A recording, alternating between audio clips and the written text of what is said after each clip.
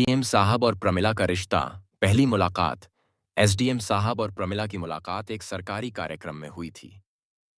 प्रमिला एक शिक्षित, आत्मनिर्भर और आकर्षक महिला थी, जो समाज सेवा के कार्यों में सक्रिय थी। उनकी बातचीत औपचारिक थी, लेकिन जल्द ही वे एक दूसरे से प्रभावित होने लगे। धीरे धीरे नजदीकियां बढ़ीं। सरकारी कार्यों के दौरान दोनों की कई बार मुलाकात हुई। एसडीएम साहब को प्रमिला की समझदारी और आत्मनिर्भरता पसंद आने लगी। प्रमिला भी उनके व्यक्तित्व और रुतबे से प्रभावित थी। दोनों के बीच दोस्ती गहरी होती गई और वे एक दूसरे को निजी जीवन में भी समय देने लगे। रिश्ते की गंभीरता। कुछ महीनों में उनका रिश्ता गहराने लगा और वे एक दूसरे से जुड़ाव महसूस करने लगे। एसडीएम साहब के करीबी लोग इस रिश्ते के बारे में जानने लगे थे। प्रमिला को भी एसडीएम साहब का साथ अच्छा लगने लगा था, लेकिन उसे उनके अतीत के बारे में ज्यादा जानकारी नहीं थी। तलाक की सच्चाई से अनजान। प्रमिला को नहीं पता था कि एसडीएम साहब पहले से शादीशुदा थे और उनका तलाक हो चुका था। एसडीएम साहब ने कभी इस बारे में ज्यादा बात नहीं की और प्रमिला ने भी कभी ज्यादा सवाल नहीं पूछे। वह इस रिश्ते को एक नई शुरुआत मान रही थी। होटल जाने का फैसला। कुछ समय बाद दोनों ने एकांत में समय बिताने के लिए एक होटल में मिलने का फैसला किया। यह प्रमिला के लिए एक खास दिन था, क्योंकि वह एसडीएम साहब के साथ अपने रिश्ते को और मजबूत करना चाहती थी। लेकिन उसे यह अंदाजा नहीं था कि होटल में ऐसा खुलासा होगा जो उसकी जिंदगी बदल देगा। आगे क्या हुआ? होटल पहुंचते ही उनकी दुनिया उलट-पुलट हो गई जब उन्हें पता चला कि होटल मैनेजर कोई और नहीं, बल्कि एसडीएम साहब की पूर्व पत्नी थी।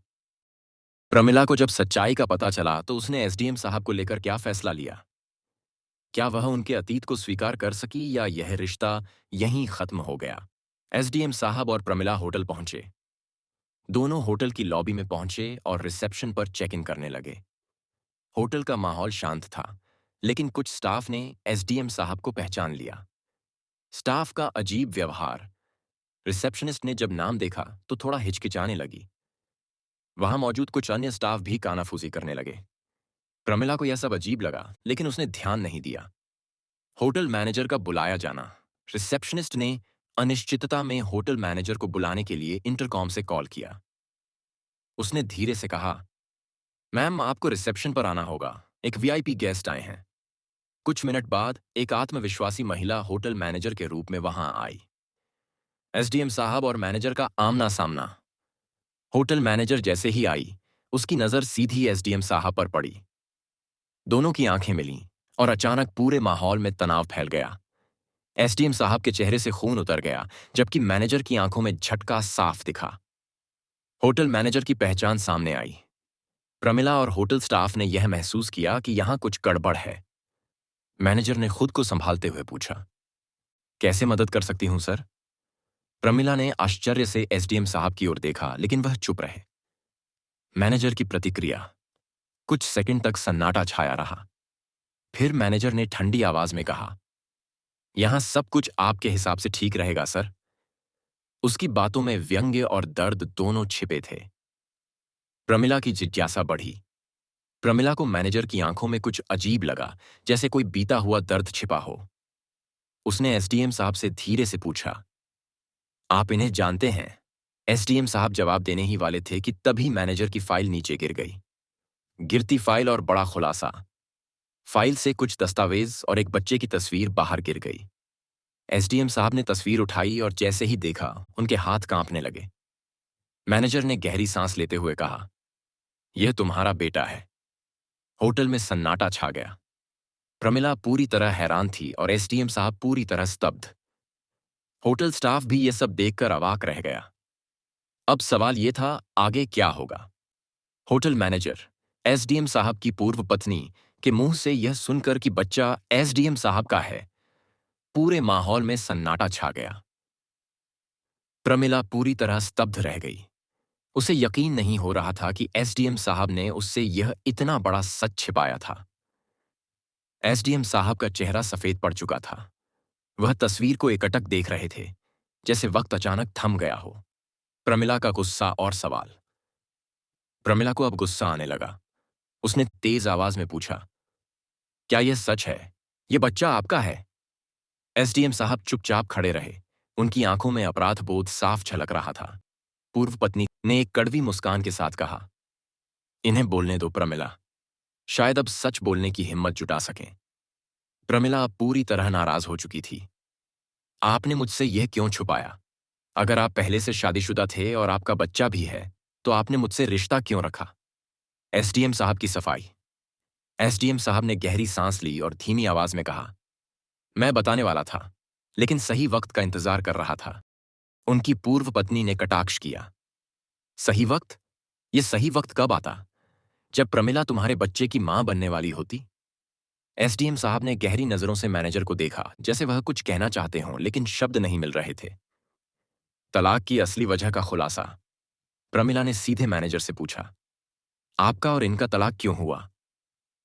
मैनेजर ने ठंडे स्वर में कहा, इन्हें अपने करियर से इतना प्यार था कि परिवार के लिए कभी वक्त ही नहीं था।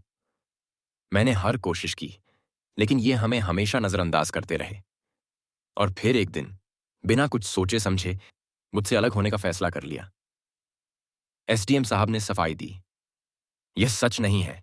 हमारे बीच गलतफहमियां बढ़ गई थीं, लेकिन मैंने कभी जानबूझकर तुम्हें चोट नहीं पहुंचाई। मैनेजर ने गुस्से में कहा, गलतफहमियां?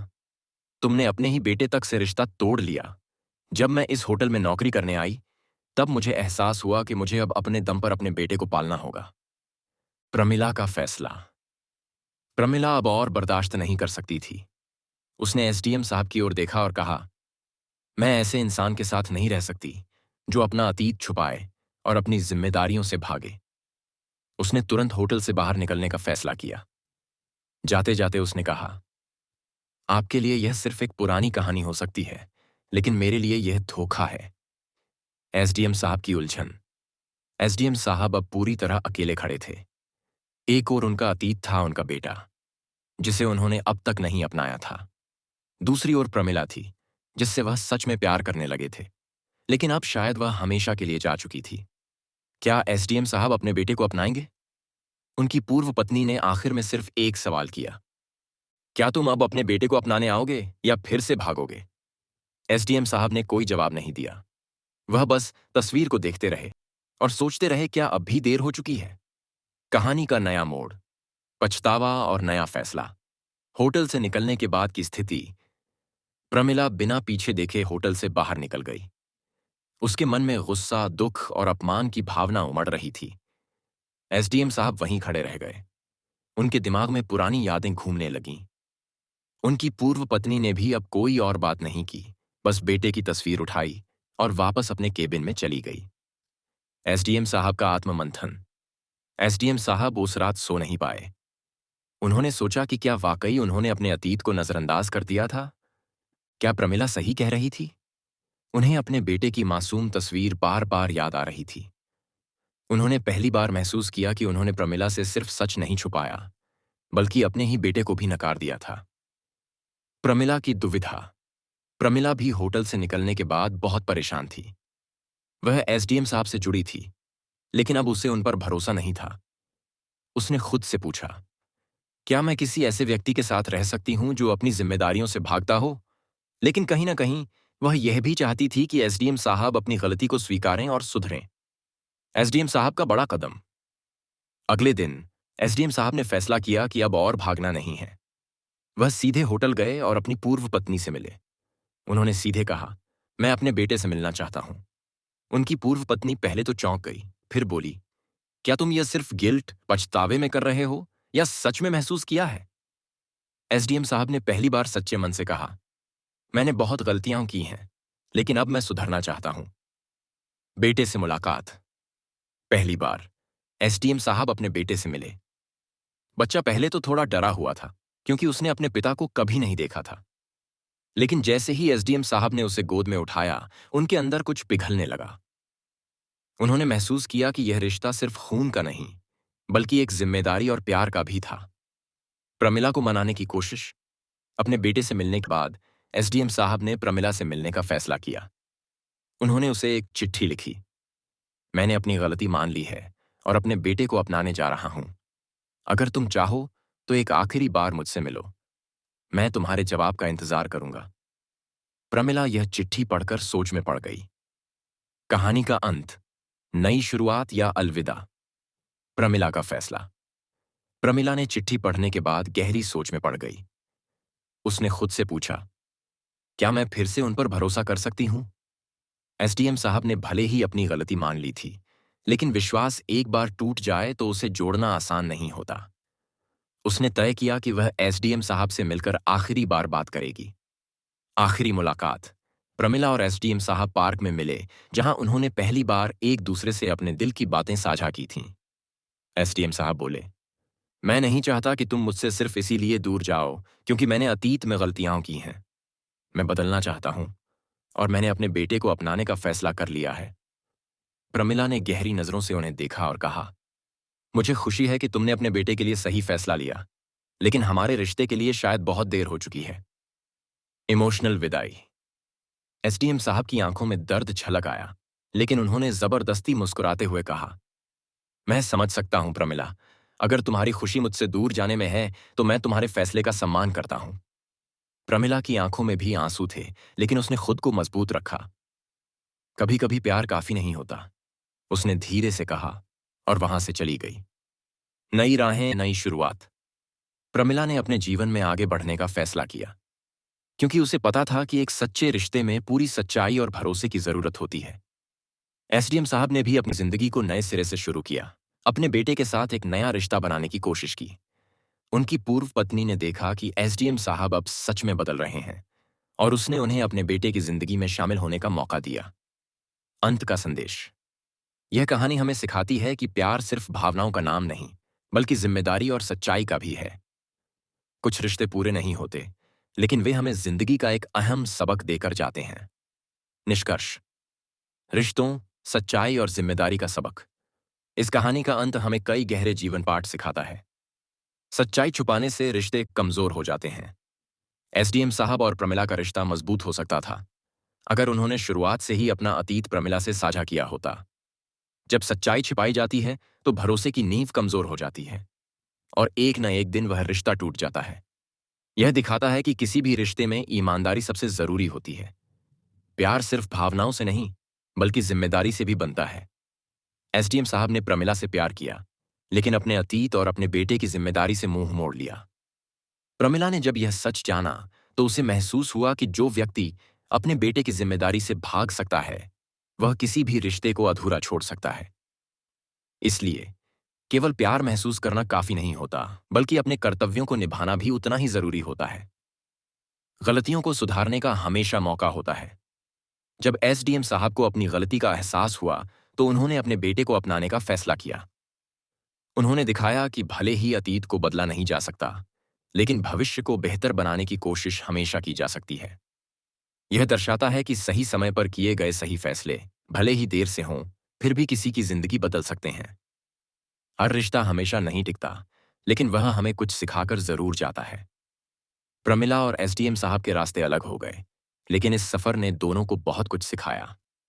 एसडीएम साहब को एहसास हुआ कि जिम्मेदारियों से भागना कभी भी सही नहीं होता। कभी कभी प्यार के बावजूद अलग होना बेहतर होता है। प्रमिला और एसडीएम साहब एक दूसरे को पसंद करते थे, लेकिन उनके बीच की सच्चाई और विश्वास में दरार आ गई थी। प्रमिला ने सही फैसला लिया कि खुद को एक ऐसे रिश्ते में न बांधें जहां शुरुआत ही झूठ पर हुई थी। उन्होंने यह साबित किया कि कभी कभी प्यार काफी नहीं होता, बल्कि सही इंसान और सही हालात का मिलना भी जरूरी होता है। अंतिम संदेश का है, सच्चाई और ईमानदारी रिश्तों को मजबूत बनाते हैं। गलतियों से सीखकर सुधार करने की कोशिश हमेशा की जानी चाहिए। हर प्यार सफल नहीं होता, लेकिन वह हमें आगे बढ़ने का हौसला जरूर देता है। कभी कभी अलग होना ही सही फैसला होता है, ताकि हम अपने जीवन में सच्ची खुशी और शांति पा सकें। इस तरह यह कहानी प्रेम, सच्चाई और जिम्मेदारी की एक अनमोल सीख देकर समाप्त होती है। मुझे उम्मीद है आपको कहानी पसंद आया होगा। वीडियो को लाइक करें, चैनल को सब्सक्राइब करें। कल फिर मिलेंगे एक नई कहानी का साथ। तब तक का लिए धन्यवाद।